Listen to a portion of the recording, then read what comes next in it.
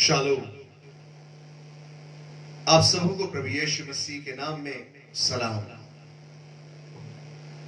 हम परमेश्वर के प्रति धन्यवादित हैं कि वो हमसे ना सिर्फ प्रेम करता है परंतु हमारी हर जरूरत का ख्याल रखता है।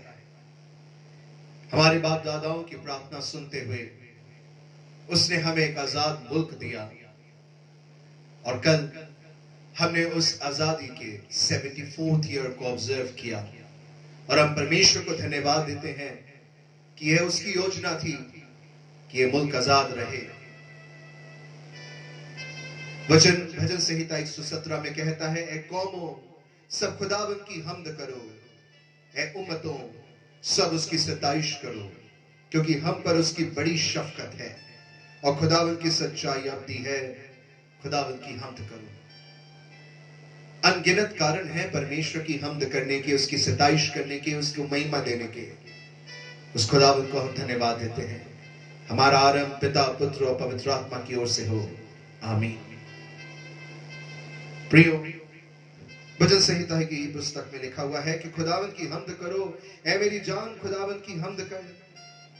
खुदावंद की हम्द करो क्योंकि खुदा की मदद सराई करना भला है, इसलिए कि ये दिल पसंद और सताइश ज़ेबा है। खुदावंद की हम्द करो, आसमान पर से खुदावंद की हम्द करो, बुलंदियों पर उसकी हम्द करो। आइए हम अपने देश के लिए धन्यवाद दें प्रभु को, क्योंकि एक प्यारा हिंदुस्तान उस प्रभु ने हमें दिया जहां हमें ना सिर्फ परमेश्वर के वचन को पढ़ने की परंतु उसे प्रचार करने की, उस पर मनन करने की और उस पर चलने की आजादी उस खुदावंद ने हमें दी है। हम परमेश्वर को इस बात के लिए धन्यवाद देते हैं। आइए परमेश्वर की हम्द सताइश करने के लिए हम अपनी आराधना के गीत से 2 गीत गाएंगे। पहला गीत, गीत नंबर 561, प्यारा हिंदुस्तान हमारा प्यारा हिंदुस्तान। आइए इस गीत को हम मिलकर के प्रभु की स्तुति में गाएं। आपकी स्क्रीन पर ये गीत मौजूद है, आप हमारे संग मिलकर के इसे गा सकते हैं। आशा करता हूं बहुत सारे लोगों को आता होगा। हमारे बुजुर्ग पासबान रेवरेंड नथानियल हमेशा चाहे 15 अगस्त हो या 26 जनवरी के आसपास समय हो, हम इन गीतों को जरूर गाते थे और उसका कारण सिर्फ एक था और वो ये कि हमें ये मुल्क परमेश्वर ने दिया है कि हम इस पर उसकी आशीष निरंतर मांगते रहें।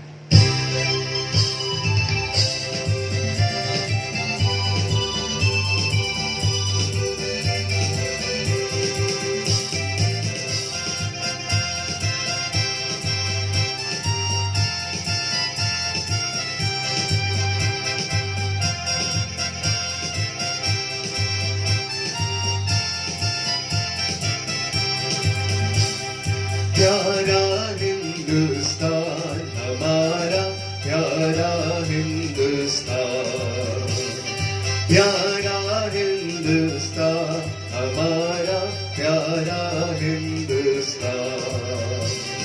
यही सुखों की कल्याणों की सब ही गुणों की खान, यही सुखों की कल्याणों की सब ही गुणों की खान, निश्चय सब ही गुणों की खान, सब ही गुणों की खान हमारा प्यारा हिंदुस्तान, प्यारा हिंदुस्तान हमारा प्यारा हिंदुस्तान।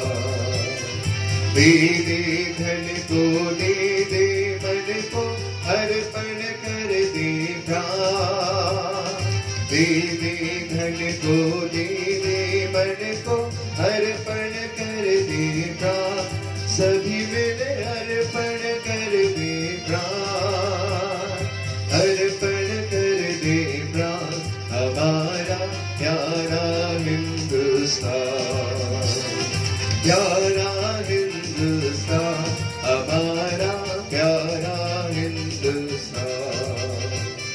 स्वदेश सेवा करे न जन जो जीवित नहीं मृत जान, स्वदेश सेवा करे न जन जो जीवित नहीं मृत जान, उसको जीवित नहीं मृत जान, जीवित नहीं मृत जान हमारा प्यारा हिंदुस्तान, प्यारा हिंदुस्तान, हमारा प्यारा हिंदुस्तान। भारत देश को ही परमेश्वर दे दो अपना प्राण, भारत देश को ही परमेश्वर दे दो अपना प्राण, प्रभु जी दे दो अपना प्राण, दे दो अपना प्राण, हमारा प्यारा हिंदुस्तान, प्यारा हिंदुस्तान, हमारा प्यारा हिंदुस्तान। जब हम स्वतंत्रता दिवस को स्मरण करते हैं तो हमें वो सैनिक स्मरण आते हैं और ये बात याद आती है कि हर एक सैनिक को खड़े होना आता है उस हर एक बुराई के खिलाफ लड़ने के लिए। आज शैतान भी मुझको और आपको फाड़ खाने के लिए तैयार है, मुझको और आपको भी उससे स्वतंत्रता पाने के लिए उठ खड़े होना है, क्योंकि वो स्वतंत्रता मुझे मेरे प्रभु ने यीशु मसीह के लहू में दिला दी है। आइए अपनी आराधना के गीत से अगले गीत को हम गाएंगे, गीत नंबर 365, 365, 365। उठो मसीह के लिए हे क्रूस के योद्धाओ, झंडे को रखो ऊंचा, ना उसे झुकने दो, विजय जय दिलाता सेना बढ़ाएगा, शब्द की सारे शत्रु अधीना कर लेगा। उठो मसीह के लिए कहरी चेताता है, निश्चितता से है हानि, उठ छोड़ा रस और भय, बुराइयां हटा दो मनों से और आसपास, लड़ो प्रभु के नाम में कि शत्रु हो सबना। उठो मसीह के लिए दूरी के शत्रुओं से, चलो इस महायुद्ध में अजय दिवस को आज्ञा उसकी मानो कि शत्रु है आने, चोखे में साहस पाओ और लड़ो वीरता से। उठो मसीह के लिए और उसमें हो सबर, मनुष्य की सारी शक्ति सामने उसके निर्भर, आत्मा के शस्त्र बांधो, सब कुछ हो प्रार्थना से, अब चलो हो बसते युद्ध जहाँ भी बढ़े। उठो मसीह के लिए युद्ध थोड़ी देर का है, संग्राम का शब्द आप सुनते कल जैना सुनेंगे, जो विजय पाएगा वह मुकुट पाएगा, सनातन राजा सदा राज करेगा।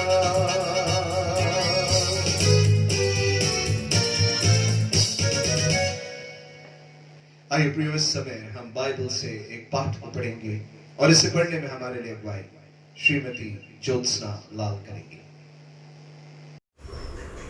धर्मशास्त्र से हम निकाल लेंगे गलातियों की पत्री 5वां अध्याय 1 से लेकर 15 तक। मसीह ने स्वतंत्रता के लिए हमें स्वतंत्र किया है, अतः इसी में स्थिर रहो और दासत्व के जुए में फिर से ना जुटो। देखो, मैं पौलुस तुमसे कहता हूँ कि यदि खतना करवाओगे तो मसीह से तुम्हें कुछ लाभ न होगा। फिर भी मैं हर एक खतना कराने वाले को जताए देता हूँ कि उसे सारी व्यवस्था माननी पड़ेगी। तुम जो व्यवस्था के द्वारा धर्मी ठहरना चाहते हो, मसीह से अलग और अनुग्रह से गिर गए हो, क्योंकि आत्मा के कारण हम विश्वास से आशा की हुई धार्मिकता की बाट जोहते हैं। मसीह यीशु में न खतना और न खतना रहित कुछ काम का है, परंतु केवल विश्वास जो प्रेम के द्वारा प्रभाव डालता है। तुम तो भली भांति दौड़ रहे थे, अब किसने तुम्हें रोक दिया कि सत्य को न मानो? ऐसी सीख तुम्हारे बुलाने वाले की ओर से नहीं। थोड़ा सा खमीर सारे गुथे हुए आटे को खमीर कर डालता है। मैं प्रभु पर तुम्हारे विश्वास में भरोसा रखता हूँ कि तुम्हारा कोई दूसरा विचार ना होगा, परंतु जो तुम्हें घबरा देता है वह कोई क्यों ना हो दंड पाएगा। परंतु हे भाइयों, यदि मैं अब तक खतना का प्रचार करता हूँ तो क्यों ना अब तक सताया जाता हूँ। फिर तो क्रूस की ठोकर जाती रही।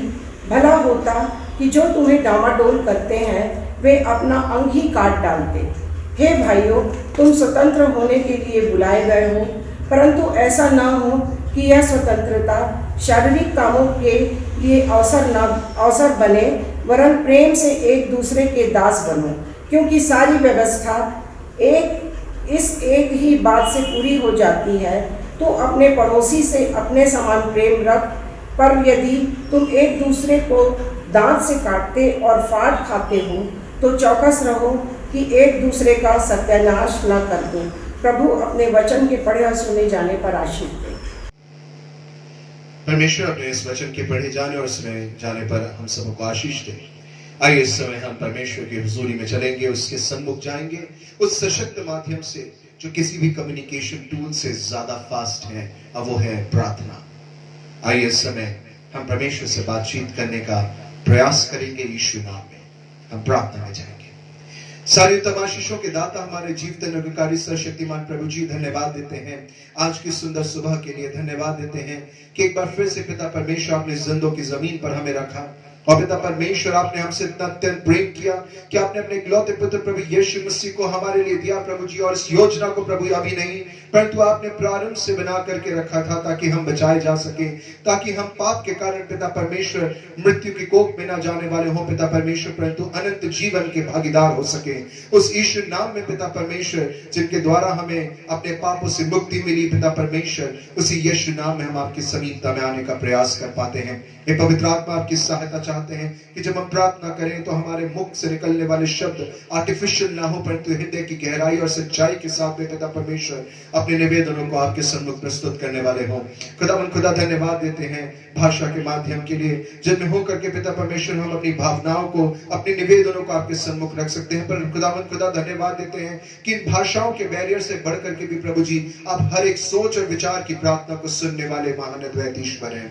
प्रभु जी, हम प्रार्थना करते हैं आपकी इस अद्भुत योजना के लिए, और धन्यवाद देते हैं कि कैसे अद्भुत रीति से आपने हमें बचा लिया प्रभु जी। प्रभु जी, हम धन्यवाद देते हैं कि आपने हमें त्यागा नहीं प्रभु जी, लेकिन आप आज भी हमारे संग और साथ में हैं। और हे पवित्र आत्मा, आप हमें अनेक वरदानों से परिपूर्ण करते हैं प्रभु जी। होने दीजिएगा कि हर एक जन जो इस समय इस प्रार्थना में शामिल है प्रभु जी, वह आपके आत्मिक वरदानों से परिपूर्ण होने वाला हो जाए पिता परमेश्वर। वह आप में होकर के पिता परमेश्वर प्रभु यीशु मसीह के समान चलने वाला हो जाए प्रभु प्रार्थना करते हैं उन सभी खादिम और दासों के लिए प्रभु जी, जो आपके नाम के प्रचार का काम करते हैं। हो सकता है प्रभु जी वो ऑनलाइन माध्यम से कार्य कर रहे हो सकता है घर से घर जाकर के, ट्रेन में, बसेस में, चौक चौराहों में जाकर के, घर घर जाकर के ट्रैक्स वितरित करके पिता परमेश्वर लोगों के लिए प्रार्थना और निवेदन करते हुए पिता परमेश्वर वो आपके नाम का प्रचार और सुसमाचार का प्रचार करते हैं प्रभु जी। हमारी इस प्रयास को पिता परमेश्वर आप आशीषित करना, हमारे कलीसिया के पास बानों को पिता परमेश्वर आप आशीषित करना, ना सिर्फ लोगों की चरवाही करने वाले परंतु अपनी व्यक्तिगत जीवन में आपसे समीपता को पिता परमेश्वर हम और हमारे परिवार निरंतर बनाए रखने वाले हों। हम अपने घर की भी चौकसी करने वाले हों और अपने व्यक्तिगत जीवन की भी पिता परमेश्वर की वो आप में बना हुआ है कि नहीं। प्रभु जी, हमारी आवश्यकताओं की पूर्ति आप करते हैं, उसके लिए धन्यवाद देते हैं प्रभु जी। हम प्रार्थना करते हैं उन सभी लोगों के लिए जो पूरे सप्ताह भर ऑनलाइन के माध्यम से या विभिन्न माध्यमों से आपके प्रचार का काम करते हैं। उनके मुख में शब्द आप डालना, एक समर्पित जीवन और सच्चाई से परिपूर्ण जीवन जो आपको पसंद है पिता परमेश्वर, वो उन्हें मिलने वाला हो सके। प्रभु जी हमारी कलीसिया के हर एक घटकों के लिए प्रार्थना करते हैं, चाहे वो जवान सभा हो, महिला सभा हो, संडे स्कूल हो, प्राचीनों की सभा हो प्रभु जी, या फिर पिता परमेश्वर हमारे चर्च की चर्च काउंसिल हो, और पिता परमेश्वर हमारी कलीसिया की विभिन्न आराधनाएं हो प्रभु जी, हर एक पर अपनी आशीष देना प्रभु जी। आपके डर और भय में होकर के हर एक घटक पिता परमेश्वर कार्य करने वाला हो, उचित कार्य करने वाला हो, ताकि आपकी देह, आपकी कलीसिया पिता परमेश्वर सुचारू रूप से संचालित की जा सके प्रभु जी। हर एक को अपने प्रकाशन से भर देना पिता परमेश्वर, जिसे जो जिम्मेदारी दी जाए प्रभु जी, वो इसे ये नहीं कि मनुष्य ने दिया है परंतु आपने दिया है सोच करके इस कार्य को करने वाली हो प्रभु जी। वे सभी नए विश्वासी जो आपको ग्रहण करते हैं उनके लिए प्रार्थना करते हैं प्रभु जी, उन तक वचन का सही प्रचार किया जाने वाला हो सके पिता परमेश्वर। वचन को बताने वालों को वो निपुणता दे पिता परमेश्वर, ताकि उनके प्रश्नों के उत्तर को पिता परमेश्वर वचन सम्मत और आपकी सही योजना के और आपकी सही मनसा को प्रकट करते हुए हम इसे देने वाले हो पाए पिता परमेश्वर। दुआ करते हैं उन सभी लोगों के लिए जो पाप के दासत्व में हैं, वह आजादी को प्राप्त करने वाले हो। हम अपने मुल्क को आपके सम्मुख रखते हैं प्रभु जी।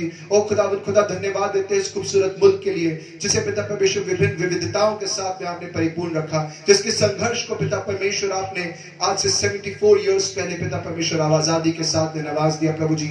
आज हम स्वतंत्र हैं प्रभु जी, हम धन्यवाद देते हैं। प्रभु होने दीजिएगा कि इस देश से पिता परमेश्वर हर एक प्रकार की बुराइयां दूर होने वाली हो, और जैसा प्रार्थना किया जाता है प्रभु जी, जैसा वचन में लिखा है, हर एक घुटना ये टिकेगा और कहेगा कि यीशु ही प्रभु है, ये बात संभव होने वाली हो प्रभु जी। हम इस समय बीमारों को स्मरण करते हैं, वे जो बीमार हैं प्रभु जी। हम विशेष करके जवान बेटे अंकित को स्मरण करते हैं प्रभु जी, उसकी सुधि ले पिता परमेश्वर, उसके संग साथ हो, उसका सही उपचार हो सके, उसके माता पिता उसके परिवार के साथ में हो, उसके प्रियजनों के साथ में हो। हम सबों की प्रार्थनाओं को आप सुने पिता परमेश्वर, उस बालक को स्वस्थ करें, उसकी रिकवरी के लिए धन्यवाद देते हैं। लेकिन जो भी उसे प्रॉब्लम्स होती प्रभु यीशु नाम में दूर हो। हम धन्यवाद देते हैं बोनी के लिए पिता परमेश्वर, जिसे अद्भुत रीति से आपने प्रभु जी एक्सीडेंट में बचाया ही नहीं प्रभु जी, परंतु जीवन दान दिया है। उस जवान को पिता परमेश्वर आपकी और नजदीकी और समीपता में बने रहने में आप सहायता मदद करें प्रभु जी, उसे और आगे बढ़ाएं और उसके कष्ट और तकलीफ को यीशु नाम में दूर करें। धन्यवाद देते हैं कि आपने उसे बचाया।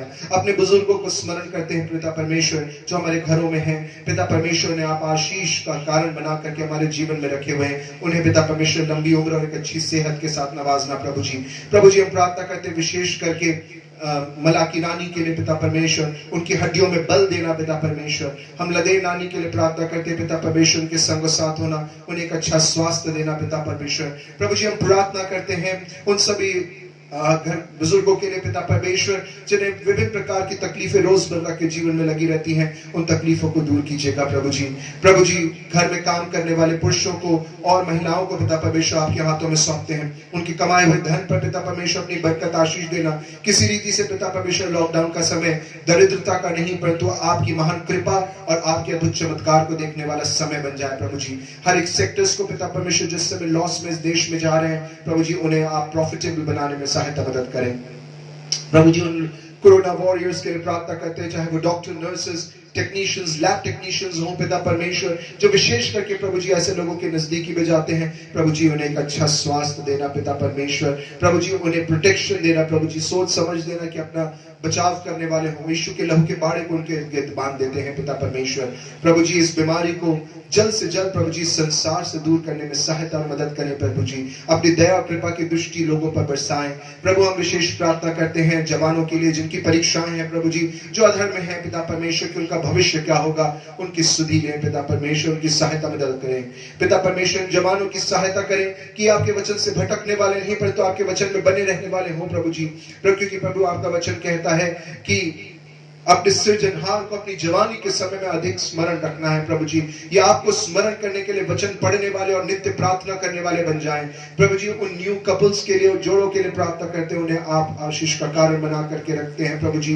उनके जीवन के माध्यम से आप काम करें। प्रिसिल्ला कुल्ला के समान पिता परमेश्वर, हर एक जोड़ा प्रभु जी साथ में मिलकर के आपकी सहमद सताइश करने वाला और आपकी सेवकाई करने वाला हो पाए प्रभु जी। प्रभु जी एक बार फिर से समस्त बातों के लिए धन्यवाद देते हैं। एक बार फिर से प्रभु जी अपने मुल्क के लिए धन्यवाद देते हुए उस पर आपकी आत्मिक, आर्थिक और एक भली कामना की आशीषों को मांगते हुए इस विनती को प्रभु यीशु मसीह के नाम से मांगते हैं। सुनिए, कबूल कीजिएगा, आमीन।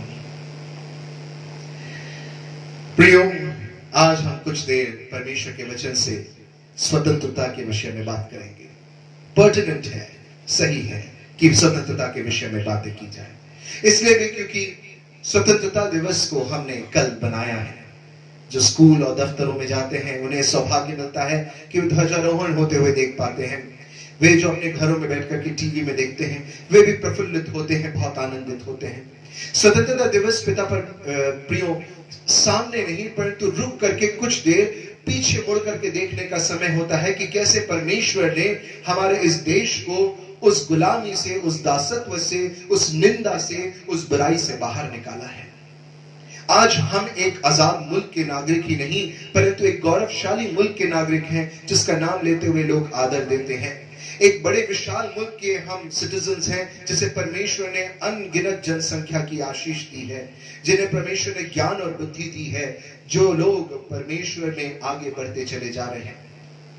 हम परमेश्वर को इस स्वतंत्रता के लिए धन्यवाद देते हैं। और जैसा हमने गीत गाया, ये हमारा प्यारा हिंदुस्तान है और हमारी प्रार्थनाओं में ना सिर्फ ये मुल्क परंतु इस मुल्क को चलाने वाले हमारे शासक, चाहे वो हमारे राष्ट्रपति, प्रधानमंत्री या फिर हमारे चीफ मिनिस्टर भी क्यों ना हो, हमारे पार्षद हो, इन्हें हमें नित्य प्रार्थना में स्मरण रखना है। परमेश्वर ने आशीष दे। कुछ देर हम स्वतंत्रता के विषय में बात करेंगे। प्रियो, इस स्वतंत्रता दिवस है क्या ये सिर्फ वह दिन है जिस दिन हमारे देश को गुलामी से आजादी मिली थी? जी नहीं, ये उस यात्रा का नाम है, ये उस यात्रा का मील का पत्थर है जिसमें ना सिर्फ हमारे देश को अंग्रेजों से और बाहरी शासकों से आजादी ही नहीं मिली थी परंतु कुछ बुराइयों से भी आजादी मिली थी। ये उस यात्रा का नाम है जहां अज्ञानता से ज्ञान की ओर बढ़ने का हमने संकल्प लिया था। ये उस यात्रा का नाम है जहां इनइक्वालिटी से इक्वालिटी अर्थात असमानता से समानता की ओर बढ़ने का हमने एक कार्य किया था। ये स्वतंत्रता दिवस वो मील का पत्थर है जहां रुक करके हम उन बातों को जिन्हें हमने भलाई के लिए खोया और जिन बातों को हमने अपनी भलाई के लिए ही पाया है उसे देख पाते हैं।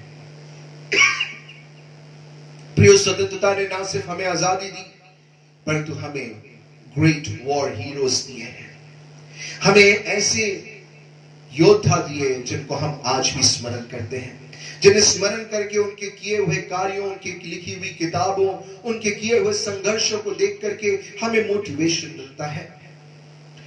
स्वतंत्रता दिवस ने ना सिर्फ हमें आजादी दी परंतु हमें कॉन्फिडेंस भी दिया कि अब हम एक आजाद मुल्क हैं और अब हमें अपने दम पर अपनी सोवरेनिटी के कारण स्वयं के लोगों से, स्वयं की ताकत से, स्वयं की एकता से इस देश को खड़ा करना है और हम करते चले जा रहे हैं।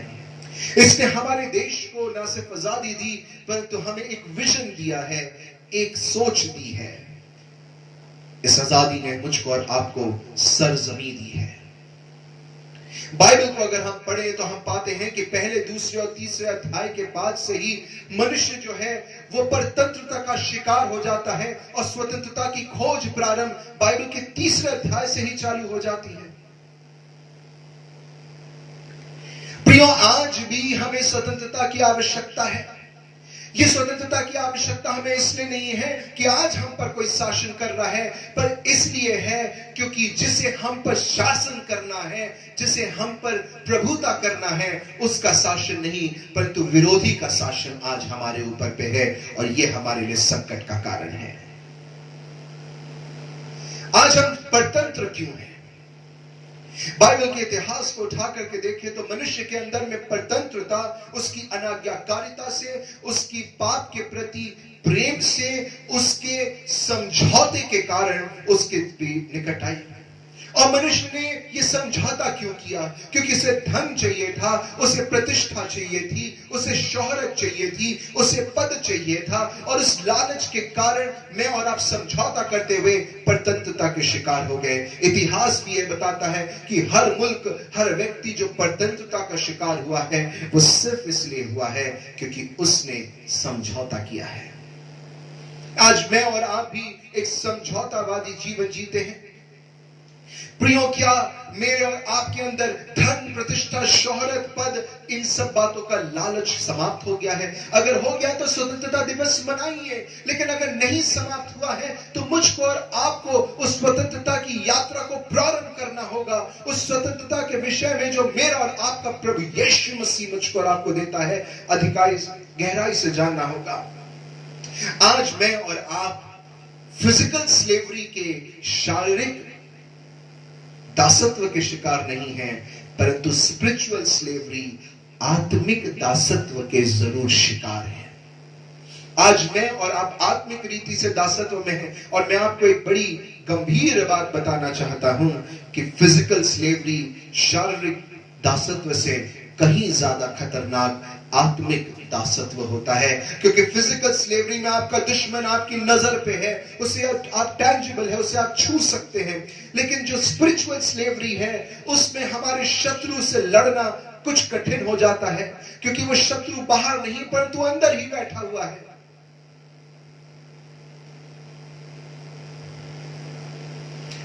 परमेश्वर का क्या उत्तर है इस स्लेवरी से, इस दासत्व से हमें छुड़ाने का?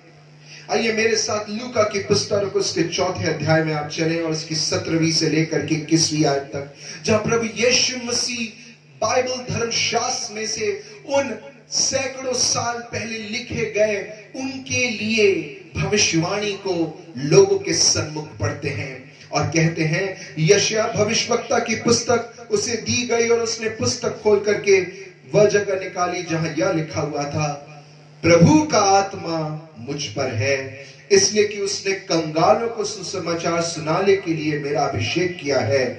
मुझे इसलिए भेजा है कि बंदियों को छुटकारे का और अंधों को दृष्टि का पाने का सुसमाचार प्रचार करूं, और कुचले हुओं को छुड़ाऊं, और प्रभु के प्रसन्न रहने के वर्ष का प्रचार करूं।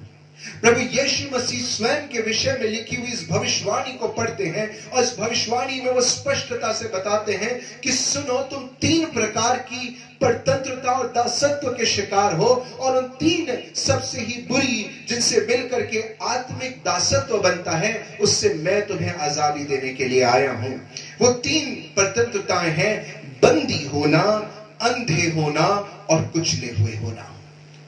आज मैं और आप बंदी किन बातों के हैं, इस पर हम परमेश्वर के वचन से अध्ययन करने का प्रयास करते हैं। प्रेरितों के काम की पुस्तक उसका 8वां अध्याय और उसकी 23वीं बात बताती है, आयत बताती है कि मैं और आप पित्त सी कड़वाहट और अधर्म के दासत्व में हैं। आज मेरे और आपके जीवन में अपने शत्रुओं के प्रति ऐसी कड़वाहट है कि अगर वो मेरे लिए 100 बुरा बोलेगा तो मैं उसके लिए 1,00,000 बुरा बोल सकता हूं। अगर वो मेरे चरित्र के बारे में कुछ बोलेगा तो मैं उसके चरित्र का हनन ही नहीं परंतु पूरा नरसंहार करके रख दूंगा।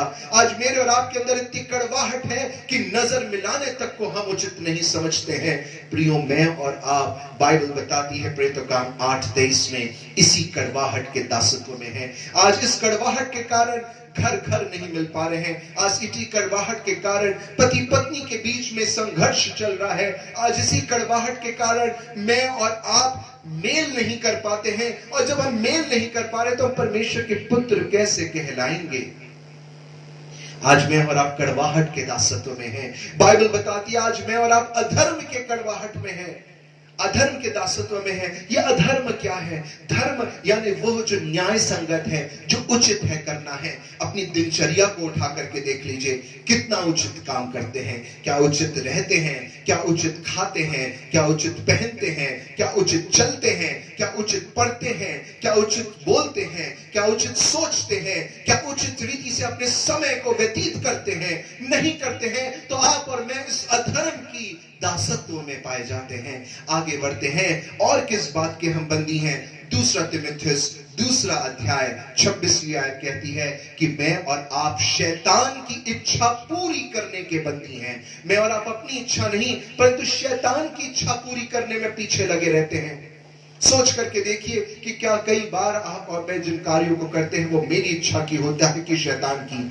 आज मैंने और आपने अपनी इच्छा को परमेश्वर की इच्छा में विलीन करने की जगह शैतान की इच्छा में विलीन कर लिया है। इसलिए तो लड़ाई झगड़े, बैर भाव और हर एक प्रकार की बुराइयां, हर एक प्रकार की गंदगी मेरे और आपको अपने जीवन में नजर आती है। दूसरे पत्रस की पुस्तक उसका दूसरा अध्याय और 19वीं आयत बताती है कि मैं और आप सड़ाहट के दास हैं। सड़ाहट मुझे समझ में नहीं आई तो मैं अंग्रेजी बाइबल में चला गया, और जब मैं अंग्रेजी बाइबल में गया तो मुझे पता चला कि यहां जो शब्द इस्तेमाल हुआ है वो है करप्शन।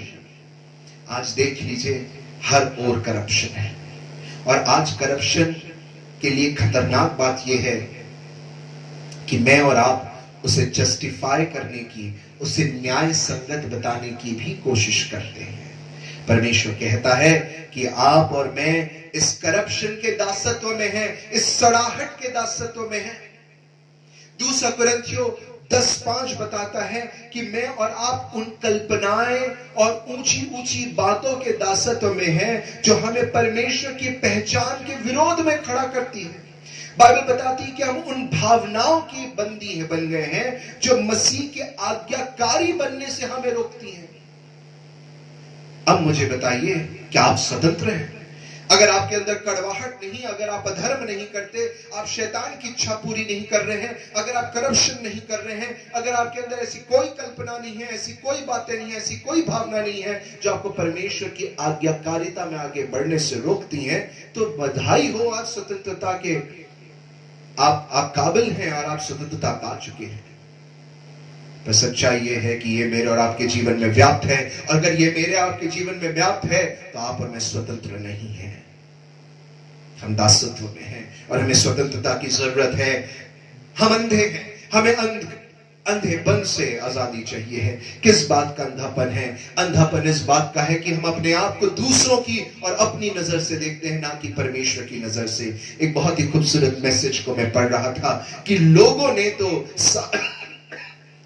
ने तो सारा के अंदर में एक बांझ को देखा था। सारा ने अपने आप में एक बांझ को देखा था, पर परमेश्वर ने सारा के अंदर में एक जाति को उत्पन्न करने वाली माता को देखा था। लोगों ने मूसा के अंदर में एक हकले को देखा था, मूसा ने अपने आप में एक हकले को देखा था, लेकिन परमेश्वर ने मूसा में एक जाति को बाहर निकालने वाले लेवी को देखा था। लोगों ने यूसुफ को एक बंदी गृह में पड़े हुए, जेल में पड़े हुए युवा के रूप में देखा था, स्वप्न का अर्थ बताने वाले एक लड़के के रूप में देखा था, लेकिन परमेश्वर ने उसे मिस्र के प्रधानमंत्री के रूप में देखा था। आज मैं और आप अंधे इस बात के हैं कि हम अपने आप को वैसे नहीं देख पाते जैसा हमारा परमेश्वर देखता है। हम अंधे इस बात में हैं कि हम परमेश्वर के दिखाए हुए मार्ग पर नहीं चल पा रहे हैं जो हमें उद्धार दिला सकता है। हम हर एक उन प्रयासों को करते हैं जो उस मार्ग से हट करके है। बाइबल में लिखा हुआ है, यीशु ने स्वयं कहा है, मुझको छोड़ कोई तुम्हें स्वर्ग नहीं पहुंचा सकता, मुझे छोड़ कोई तुम्हें पिता से नहीं मिला सकता। कल अंग्रेजी की आराधना में भी मैंने इसी बात पर प्रचार किया कि the Christ is only way to salvation. उद्धार के लिए एक ही मार्ग है और वो हमारा प्रभु यीशु मसीह है। और आज इस संसार के हाकिम ने मेरी और आपकी आंखों को अंधा कर दिया है कि हम उस एकमात्र रास्ते को छोड़ करके सारे रास्तों पर चल बैठते हैं और सोचते हैं कि सब एक साथ मिल जाएंगे। लेकिन ऐसा नहीं हो सकता। इसलिए नहीं हो सकता कि हमने उद्धार को कभी समझा ही नहीं। उद्धार क्या है? उद्धार उसे प्राप्त करना है जो हमने खो दिया है। हमने क्या खोया है? परमेश्वर की संगति खोई है। प्रभु यीशु मसीह करने क्या गए? मेरे और आपके लिए जगह, उस जगह तैयार करने का है जहां परमेश्वर है, वहां हम भी रहें, क्योंकि उसका मनसा ये है कि हम उसकी संगति में रहें। कहां गई वो मीठी संगति जो सुबह और शाम के ठंडे समय में परमेश्वर आदम और हवा के साथ में करता था? इसे ही तो खोया था। और उस संगति को प्राप्त करने के लिए एक ही मार्ग है और वो मेरा और आपका प्रभु यीशु मसीह है, और उसे आप और मैं खो चुके हैं। मैं इसे एक छोटे से उदाहरण के साथ बताना चाहता हूं। अगर मेरी पत्नी के साथ में लड़ाई हो जाए, मैं अपनी पत्नी के लिए बुरा भला कह दूं, तो मैंने गलती अपनी पत्नी के विरुद्ध में की है। अब शैतान मुझे रास्ता दिखा रहा है कि जाओ कुछ भले काम कर दो और तुम्हारी रिलेशनशिप तुम्हारी पत्नी के संग अच्छी हो जाएगी। मैं जाकर के सड़क पे झाड़ू लगा देता हूं, मैं 10 भूखों को खाना खिला देता हूं, और मैं चर्च बना देता हूं, और मैं सब सेवा के काम कर देता हूं। मैंने तो नेक काम किए, मैंने तो अच्छे काम किए, मैंने दान पुण्य के काम किए। क्या मेरी पत्नी के साथ संबंध ठीक हो जाएगा? नहीं हो सकता, क्योंकि जिसके विरुद्ध मैंने काम किया उसके पास मुझे क्षमा मांगने जाने की जरूरत है। और उसके पास क्षमा तभी मिलेगी जब मेरी पत्नी मुझे क्षमा करने के लिए मेरी उन गलतियों को इग्नोर करती है और माफ करती है और उसको अपने ऊपर ले लेती है। और वो चीज मेरे परमेश्वर ने किया कि प्रभु यीशु मसीह ने जो पाप से अपरिचित था, उसने सारे पाप को अपने ऊपर ले लिया। और अब आपको ये बात समझ आ सकती है, मुझको और आपको ये बात अब समझ आ रही है कि यीशु मसीह एक रास्ता है और उसके विरुद्ध मेरे और आपको शैतान ने अंधा कर दिया है। अब हम उस रास्ते को नहीं देख पाते हैं और इसलिए हमें उस अंधेपन से आजादी की जरूरत है। हम कुचले हुए हैं किसके द्वारा? शैतान को मेरे और आपके एड़ी के नीचे कुचलने के लिए बनाया था, लेकिन आज शैतान के लोग मुझको और आपको एड़ी के नीचे कुचल रहे हैं। इससे हमें आजादी की जरूरत है। परमेश्वर ने हमें राजपथधारी समाज बनाया है, हमें शीर्ष पर बैठने वाले लोग बनाया है। हे मसीही जवानों, हे मसीही युवतियों, हे मसीही बड़े काम करने वाले लोगों, मैं आपसे आह्वान करता हूं कि क्यों हमने ऊंचे पदों पर बैठने की लालसा को छोड़ दिया है? क्यों हम अपने जीवन के संतुष्टि को हमारे आलस्य में कोट करके रखे हुए हैं? क्यों हमने ये संघर्ष नहीं किया कि हम ऊंचे और शीर्ष पदों पर बैठे? क्योंकि बाइबल का उदाहरण तो उन लोगों से भरे हुए हैं जो शीर्ष पर नवाजे गए, क्योंकि वो उसके लिए मेहनत करते थे, क्योंकि खुदा ने उनको उसके लिए तैयार किया था। आज मुझको और आपको इन बातों से स्वतंत्रता की जरूरत है। कैसे मुझको और आपको आजादी मिलेगी? आइए अपने धर्मशास्त्र यूहन्ना की पुस्तक और उसके 8वें अध्याय में हम लेकर के चलते हैं। यूहन्ना 8 लिखा है 31 आयत से आगे। तब यीशु ने उन यहूदियों से जिन्होंने उस पर विश्वास किया था कहा, यदि तुम मेरे वचन में बने रहोगे तो सचमुच मेरे चेले ठहरोगे। तुम सत्य को जानोगे और सत्य तुम्हें स्वतंत्र करेगा। सिंपल फ्लो चार्ट पर भी यीशु मसीह ने बताया। पहली चीज उसने कही कि तुम मेरे वचन में बने रहो। स्टार्ट करते हैं। आजादी ऐसे मिलेगी कि पहले आपको और मुझको यीशु मसीह के चेले बनने का प्रयास करना होगा। चेले बनने के लिए मुझको और आपको हल पे हाथ रख के पीछे मुड़ करके नहीं देखना है। मुझको और आपको चिंता नहीं करनी कि आगे क्या होगा। चल पड़े हो तो चल पड़ो। कलीसिया का नाम भी डिसाइपल्स ऑफ क्राइस्ट है, यीशु मसीह के चेलों की कलीसिया। और यीशु मसीह के चेलों की जब कलीसिया है तो हल पर हाथ रख करके पीछे मुड़ करके नहीं देखते कि मेरी नौकरी का क्या होगा, मेरे घर का क्या होगा। आप चल पड़िए, परमेश्वर आपकी हर एक बातों का ख्याल रखेगा। और वही परमेश्वर कहता है कि शुरुआत ऐसे करना कि मेरे वचन को तुम क्या करो, सबसे पहले उनमें सुनने के बाद बने रहना। वो सुनने नहीं बोल रहा है, वो कह रहा बने रहो। प्रभु यीशु मसीह बड़े शार्प हैं, बिल्कुल दूर की अंतिम बात को सोच करके बोलते हैं। अगर बोल देते सुनते रहो।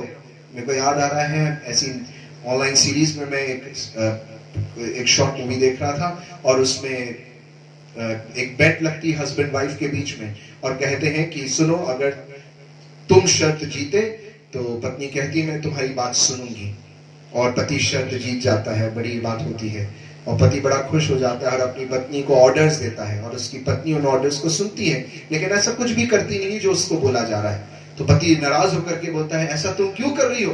तुमने बोला था कि तुम अगर मैं शर्त जीतूंगा तो तुम मेरी बातें सुनोगी। तो बोल रही है हाँ सुन तो रही हूँ, ऐसा तो कहीं नहीं लिखा था शर्त में कि उन बातों को मैं करूंगी। लेकिन परमेश्वर यहाँ शर्त दे रहा और कह रहा है कि सुनो, तुम मेरे वचन में बने रहना। दूसरी बात वो कहता है तो तुम मेरे चेले ठहरोगे। तुम मेरे चेले तभी बन पाओगे जब तुम मेरे वचन में बने रहोगे। अब वचन में कैसे बने रहेंगे? वचन तो पढ़ा ही नहीं, वचन तो सुना ही नहीं। कितने लोग हैं जो आराधना को देखते होंगे? मैं तो स्टेटस देखता हूं, व्यूअर्स जाते हैं ऑनलाइन आराधना के 700-800, सोच के लगता है ओ माय गॉड 700-800 लोगों ने देखा।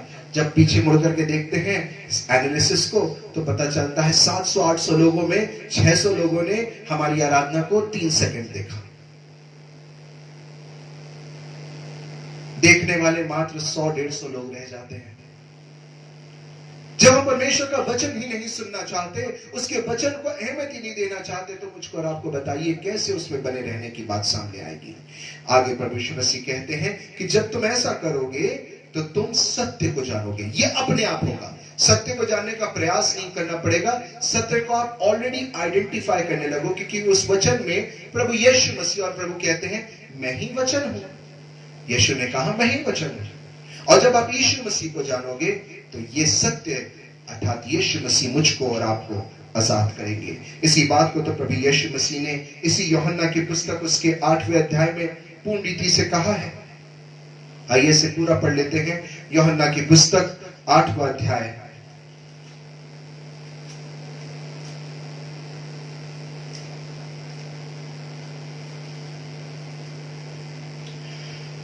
तब यीशु ने उन यहूदियों से जिन्होंने उस पर विश्वास किया था कहा, यदि तुम मेरे वचन में बने रहोगे तो सचमुच मेरे चेले ठहरोगे, तुम सत्य को जानोगे, सत्य तुम्हें स्वतंत्र करेगा। 34 पर, मैं तुमसे सच सच कहता हूं कि जो कोई पाप करता है वह पाप का दास है। बिल्कुल कोई रॉकेट साइंस नहीं है, सीधी सीधी बात। जो पाप की आज्ञाओं का पालन करता है वह पाप का दास है। दास सदा घर में नहीं रहता, पुत्र सदा रहता है। जो दास है वो उस घर में जिसे तैयार करने के लिए प्रभु जाता है वहां पे नहीं रह सकता, लेकिन पुत्र वहां सदा रहता है। इसलिए यदि पुत्र तुम्हें स्वतंत्र करेगा तो सचमुच तुम स्वतंत्र हो जाओगे। पुराने समय में एक प्रथा होती थी। प्रथा ऐसी थी कि जो गुलाम होते थे, गुलाम बेचे जाते थे, मनुष्य बेचे जाते थे, और लोग तरसते थे, गुलाम तरसते थे कि हमें कोई ऐसा खरीदने वाला मिल जाए जो हमें खरीद तो ले लेकिन उसके बाद हमें आजाद छोड़ दे। अमेरिकन हिस्ट्री इस बात से भरी हुई है कि कैसे स्लेवरी सिस्टम को, जो ब्लैक स्लेवरी थी, उसे इसी रीति से समाप्त किया गया कि बहुत भले लोग उन्हें खरीदते थे और उसके बाद उन्हें कहते थे कि अब तुम आजाद हो। मेरे यीशु मसीह ने भी तो यही किया कि मुझे अपने लहू को दे करके, मेरा दाम दे करके उसने मौत से और पाप से आजाद कर लिया, और अब कहता है तुम स्वतंत्र हो। मेरा यीशु मसीह मुझको और आपको स्वतंत्र कर सकता है। आइए अंत करते हैं कि ये स्वतंत्रता मुझको और आपको क्यों दी गई है। अपने धर्मशास्त्र को हम गलातियों की पुस्तक की ओर लेकर के जाएंगे, उसके 5वें अध्याय और उसकी 13वीं आयत को। हे भाइयों, तो तुम स्वतंत्र होने के लिए बुलाए गए हो, परंतु ऐसा ना हो कि यह स्वतंत्रता शारीरिक कामों के लिए अवसर बने। आज हम में से कई लोग इस स्वतंत्रता को परमेश्वर के अनुग्रह के कारण इसका लुत्फ उठा रहे हैं, और लुत्फ उठाने के कारण मैंने और आपने इस स्वतंत्रता का उपयोग अपनी आत्मिक बढ़ोतरी की जगह अपनी शारीरिक लालसाओं की पूर्ति के लिए ज्यादा किया है। स्मरण करते हैं पुराने नियम का समय, एक गलती होती थी उसी समय जल करके मर जाते थे, उसी समय मार दिए जाते थे, उसी समय मौत हो जाती थी। आज जब अति पवित्र स्थान में प्रवेश करने का मौका उस यीशु के कारण, हमारे महायाजक के कारण हमें मिल गया है, तो हम इसे गलत कामों में क्यों उपयोग करते हैं। वचन चिताते हुए कहता है कि ऐसा ना हो कि यह स्वतंत्रता शारीरिक कामों के लिए अवसर बने, वरन प्रेम से एक दूसरे के दास बनो। क्योंकि परमेश्वर ने कहा कि सबसे बड़ी आज्ञा यह है कि तुम अपने पिता से अपने सारे मन, अपने सारे प्राण, अपनी सारी शक्ति, अपनी सारी बुद्धि के साथ प्रेम रखना, और हाँ, रुको, सुनो, अपने पड़ोसी से भी अपने समान प्रेम रखना।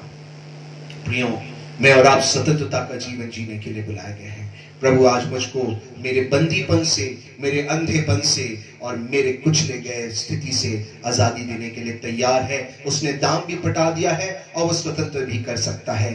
क्या मैं और आप अपने आप को पेश करते हैं कि प्रभु, मैं आजाद होना चाहता हूँ, मैं स्वतंत्र होना चाहता हूँ। जवानों, प्रियों, माता पिता, बुजुर्गों, प्राचीनों, मैं आपसे कहना चाहता हूँ, स्वतंत्रता के लिए लड़ाई होना चालू करिए। कहीं ऐसा ना हो कि समझौता करते करते एक दिन हम अपने आप को ऐसे दासत्व में पाए जिससे बाहर निकलने के लिए हिम्मत ही ना बच पाए। आइए हम अपने आप को उस स्वतंत्रता के लिए आगे अग्रसर करें और परमेश्वर के सम्मुख अपने आप को उपस्थित करें। धन्यवाद। परमेश्वर आप लोगों को इस वचन के माध्यम से आशीष दे। आइए इस समय हम अपने आप को प्रभु भोज की आराधना के लिए तैयार करेंगे, और हमारे गीत पुस्तक में गीत नंबर 58 5-8 इसे हम मिलकर के गाएंगे। रह मेरे पास दिन ढला जाता है।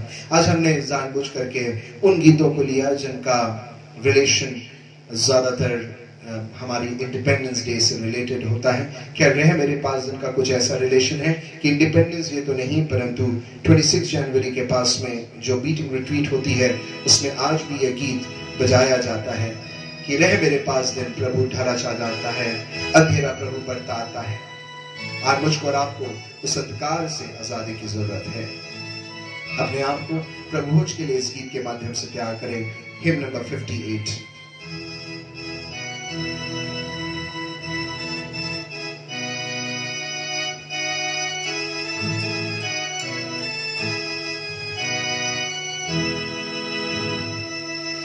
रह मेरे पास दिन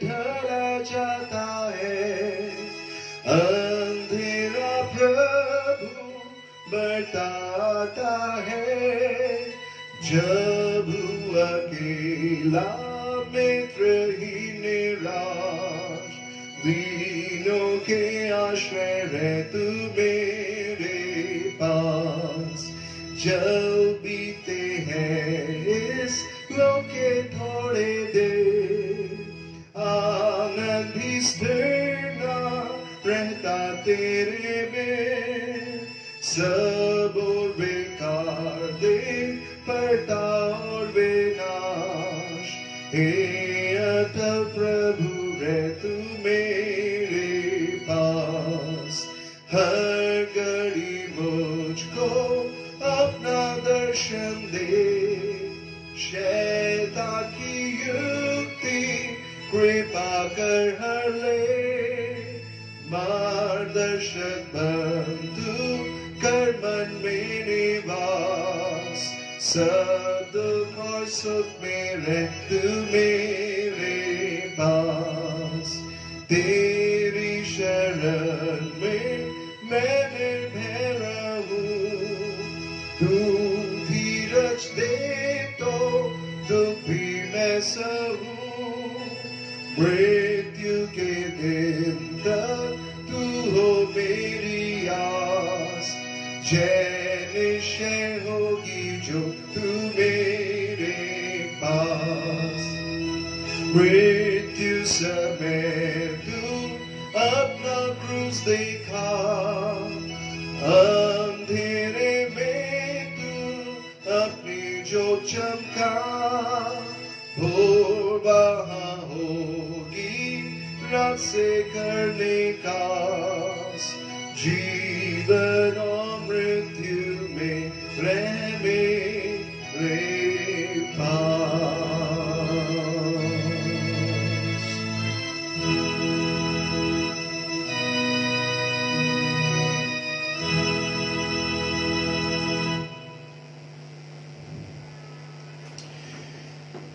प्रिय प्रभु भोज के विषय में हम निरंतर पढ़ते आए हैं, निरंतर सुनते आए हैं। आइए अपने धर्मशास्त्र मत्ती की पुस्तक उसके 26 अध्याय और उसके 26 से लेकर के 29वीं आयत तक हम लेकर के जाते हैं। मत्ती 26 उसकी 26 से लेकर के 29वीं आयत तक।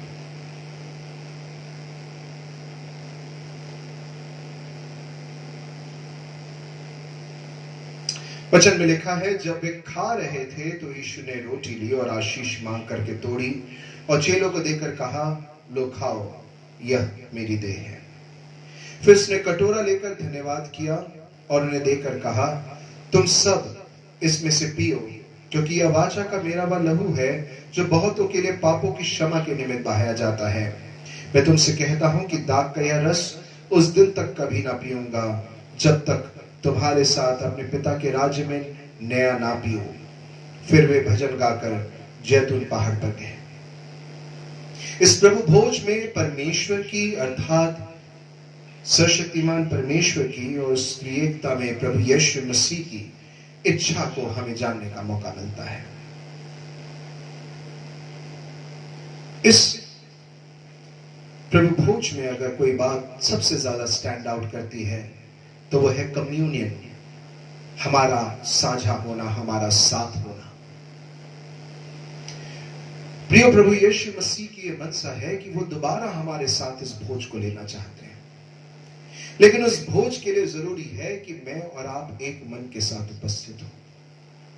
एक अंतर है इस प्रभु भोज में और उस आने वाले प्रभु भोज में।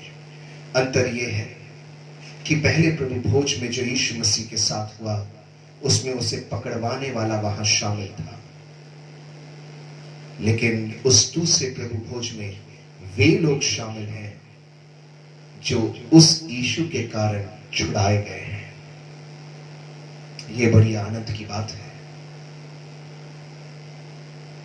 और इसलिए प्रभु यीशु मसीह इस दूसरे भोज के लिए ज्यादा ललायित हैं। क्या मैं और आप वो व्यक्ति बनना चाहते हैं जो अपने पाप के कारण छुड़ाए गए हैं? क्या मैं और आप वो व्यक्ति बनना चाहते हैं जो उस प्रभु भोज में शामिल होने के लिए क्वालिफाइड है? क्या मैं और आप अपनी तैयारी को उसमें कर रहे हैं? ये मेरे और आपके सोचने का विषय जरूर है। आइए इस समय जब हम इसमें हाथ डालते हैं तो हम अपने आप को उस प्रभु भोज में शामिल होने के योग्य बनाएं। हम इससे भागे नहीं, परंतु इसमें शामिल होने के लायक बनते चले जाएं। आइए अपने आप को इस प्रभु भोज के लिए तैयार करते हैं। इस पर परमेश्वर की आशीष मांगे।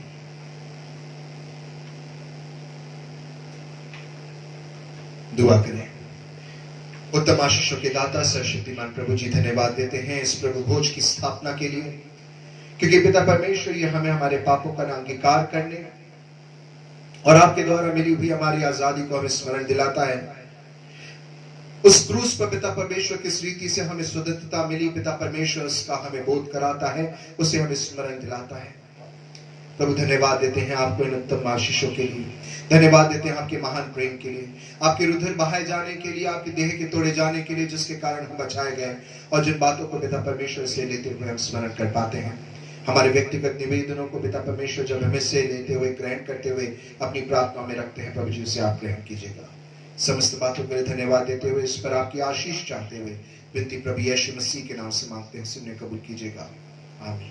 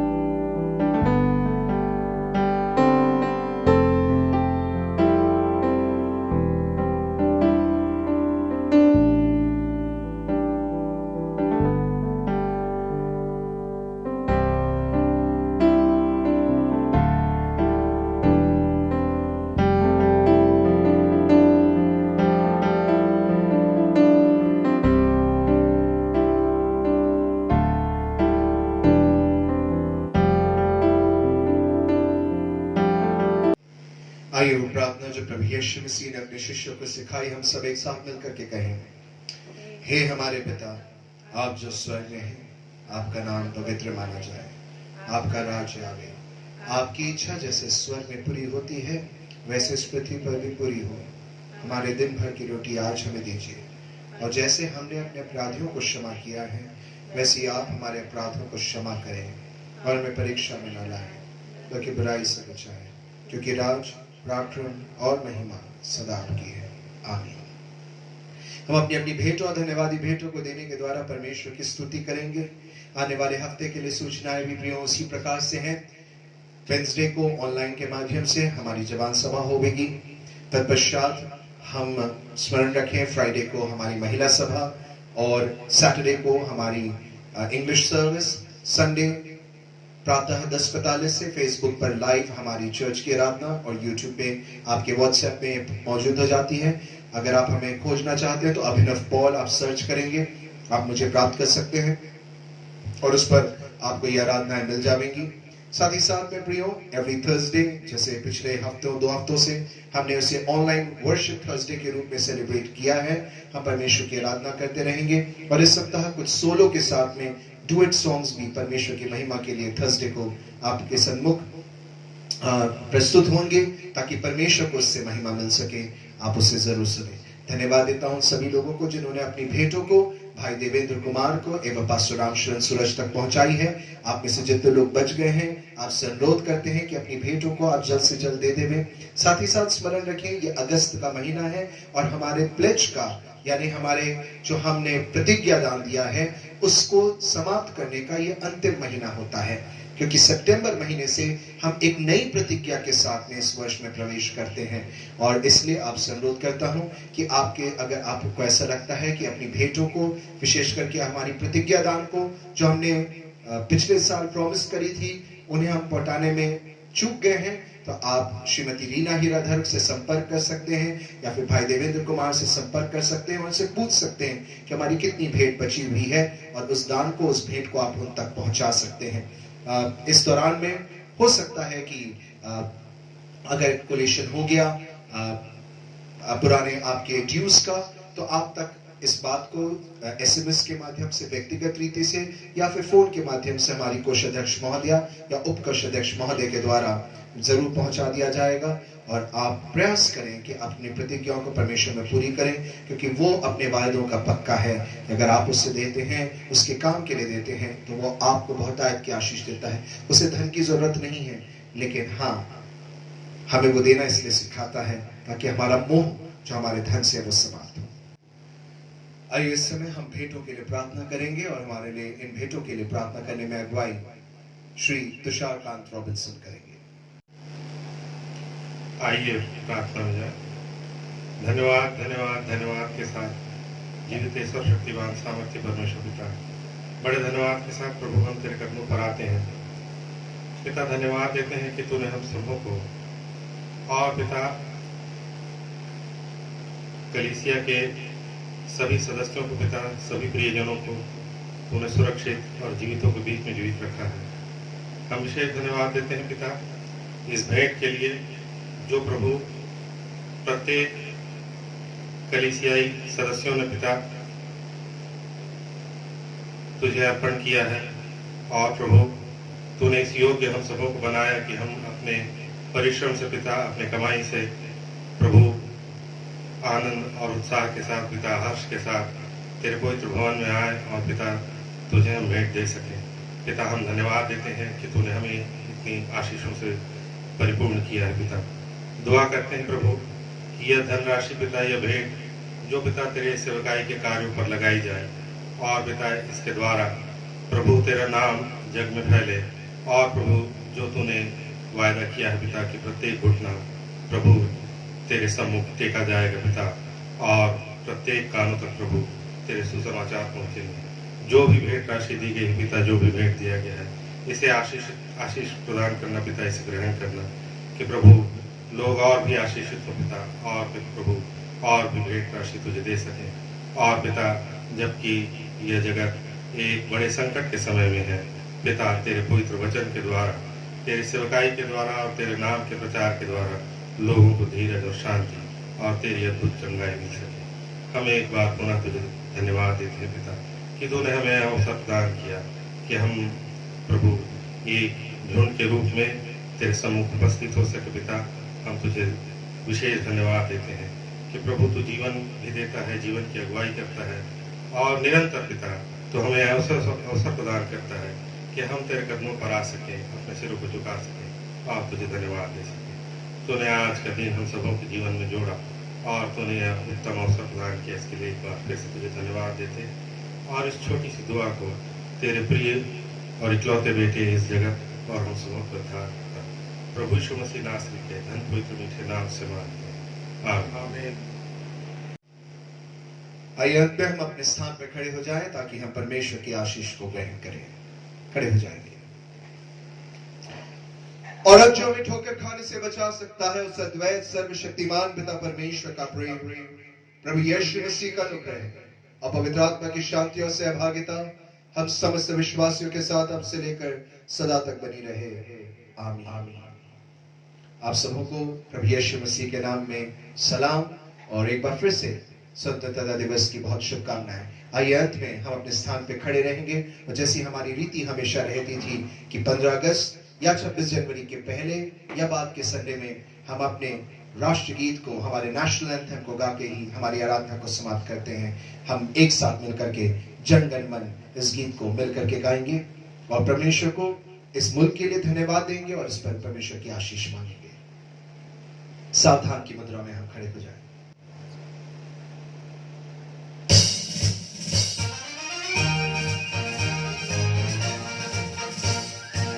सुरगण पर अधिनायक जय हे भारत भाग्य विधाता। पंजाब सिंध गुजरात मराठा द्राविड़ उत्कल बंगा, विंध्य हिमाचल यमुना गंगा उज्जल जलधि तरंगा। तब शुभ नामे जागे, तब शुभ आशीष मांगे।